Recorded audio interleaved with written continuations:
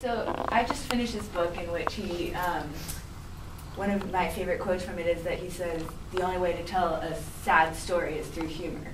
And I kind of noticed that in a lot of songs. And do you intend to tell sad stories that way, or is it just something that you've always done, or how does that manifest itself, I guess?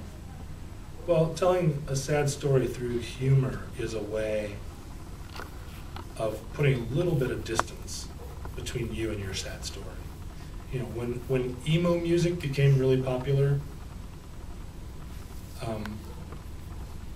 there was a sense among a lot of other musicians that emo music was just people reading straight out of their journal.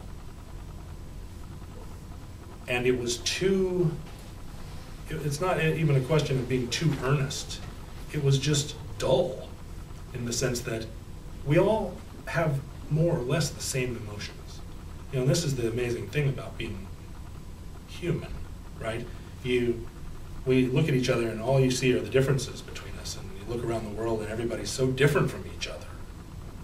But really, we're not at all. We have the same experiences. Every single person in this room knows what it's like to like somebody who doesn't like us back.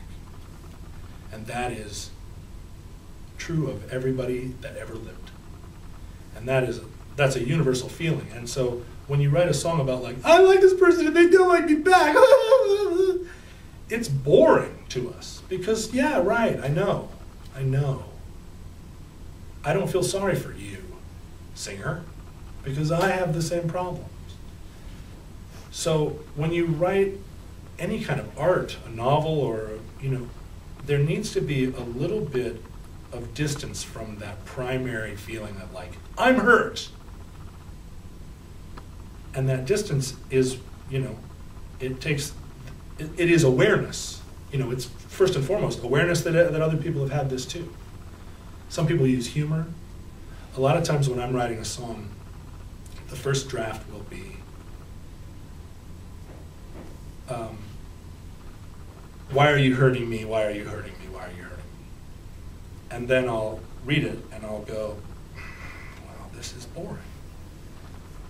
And in most cases, all it takes is that I flip the pronouns.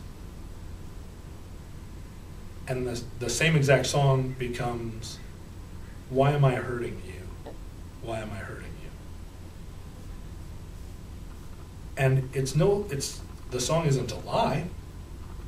It's the same exact thing that happened. But I have taken I take on the voice of the person who's causing me pain.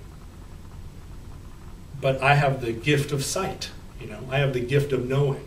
This is the problem. Somebody's hurting you and you're like, why are you hurting me? And they're like, I'm not hurting you, get off of me. Why are you know, leave me alone. And you're like, I just wish they could feel what I feel. And you can do that in art by just inhabiting them for a minute and talking in their voice, but saying what you wish they would say. And that becomes a song that then a lot of people can relate to, because everybody wants the person they love to talk to them in their own voice, to address the concerns that they have, you know. And humor functions as a spacer, that same kind of spacer, where it's like, I know I'm going to think this is funny one day, or I know there's something funny about this. I know I'm pathetic. And when your friends are like, why doesn't he love me? You're like, God, can't you see how pathetic you are? You're like, no, I can't. That is the problem. I can't see how pathetic I am. That little bit of humor is awareness, you know. It's the awareness that when you read a great novel, and you're like, this person sees. They're up, they see. Just that little bit of space from your own feelings. And it's why some music feels timeless or feels universal, and a lot of music feels like it's from 6 months ago and it's just already old.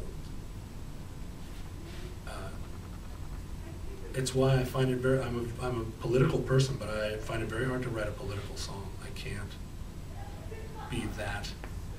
It's hard for me to get that distance on it.